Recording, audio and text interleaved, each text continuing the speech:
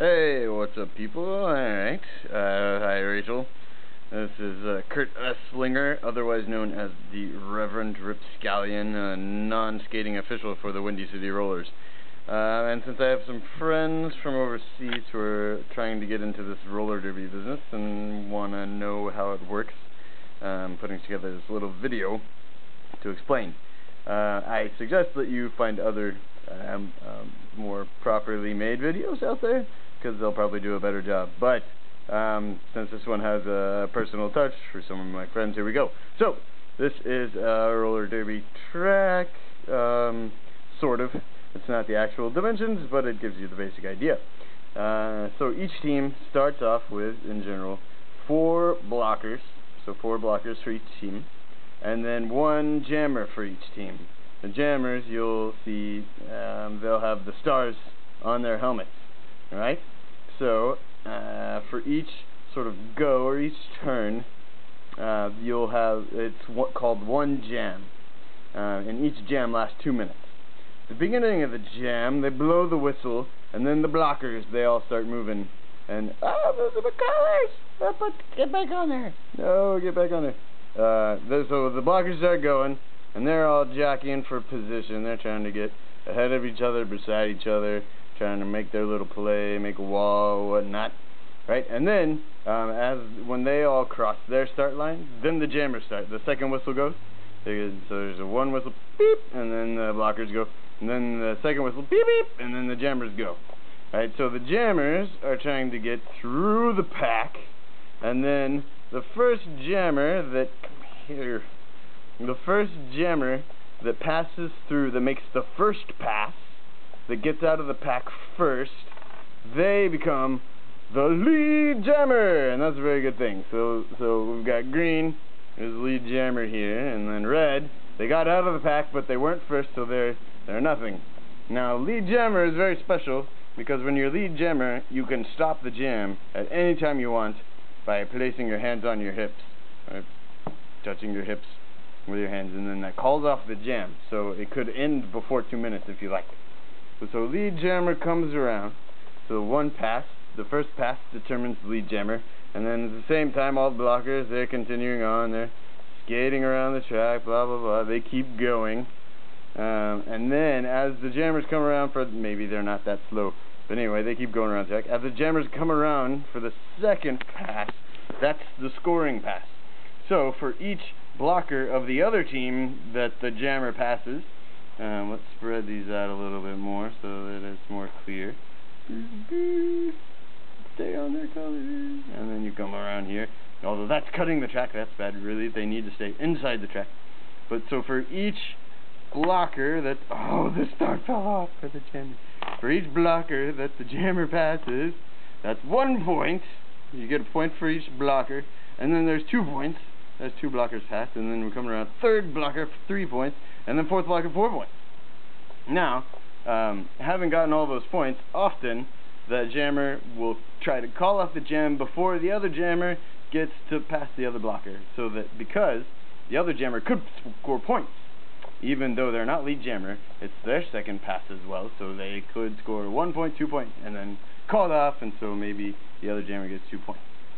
Now, if we start over again, back to the start. If the jammers are going through and they're on their first pass, let's pretend this is the first pass, and so 1 jammer gets out and they're lead jammer, yay, that's very exciting, but the other jammer gets stuck in the pack. They don't make it out on their first pass, right? So they're stuck in the pack, and the pack's moving, but the blockers have done a good job and kept that jammer in.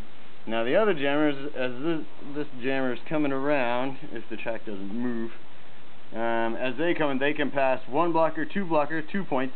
When they pass the jammer, if it's a lap point, that's another point, so that's 3. Then 4, 5, so that would be a total of 5 points, as the jammer is 1 point as well. And that's called a grand slam. That's very exciting. I'm going to sit down here for a second. My legs are getting tired. So that's a grand slam, 5 points, passing the jammer.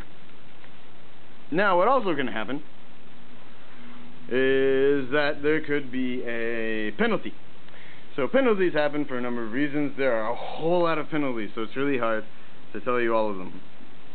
But a big one is cutting the track. If a blocker passes, if any skater passes the other team's skater outside of the track and then comes back in front of them, that's cutting the track, and that's usually major, and then they get sent off to the penalty box. You're a bad skater, you go to the penalty box and you sit up there. So this would be me up here timing, and then I time them for a minute, they stay in there for a minute. But no, so in that case, say these jammers are coming on scoring pass, and red is the lead jammer this time. So once red passes the first blocker, she will get a point for that blocker and the blocker in the penalty box automatically, right? So that's pretty awesome. And then, you know, so that's 2 points just for passing that one blocker, because the blocker point up top is added. And then there's 3 points, and then 4 points, and then they're gone. Now, let's pretend, say, bring this blocker back in just for the sake of clarity.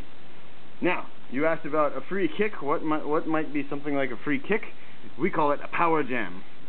That is when, say, a jammer, maybe they do something bad. They could cut the track, that's bad. But also, they could do like very bad blocking sort of thing. So blocking to the back is a very bad thing. So if that's one thing you can get a penalty for. Or let me talk about minor penalties. Sometimes there's lots of little penalties that happen. Like she could throw an elbow, like there's an elbow, but it wasn't that big of an elbow. It's still a penalty, but just a minor one. And then maybe a little pushing in the back doesn't knock the skater over, so it's just minor. That's another penalty. But if the jammer collects 4 minor penalties, sometimes it takes a while for the officials to count them up, and then they're skating around the track, and then all of a sudden a referee goes, "You 4, and you're out," and they do this sort of 4 pushing away thing, and then they're off into the penalty box. That leaves only one jammer for the other team out, and that is a power jam. So in the same way, once they pass the first blocker, they pass them, that's a point for the blocker and a point for the skater in the penalty box. So 2 points, then 3, 4, and 5. So there's a grand slam, and then more than likely, even though all these blockers are continuing on, they're going on, and one lost their color, but that's okay. 2 lost their color. They're going on. So as long as that jammer's in the box for 1 minute, and the other jammer keeps going on, and then that's another grand slam, 5 points again.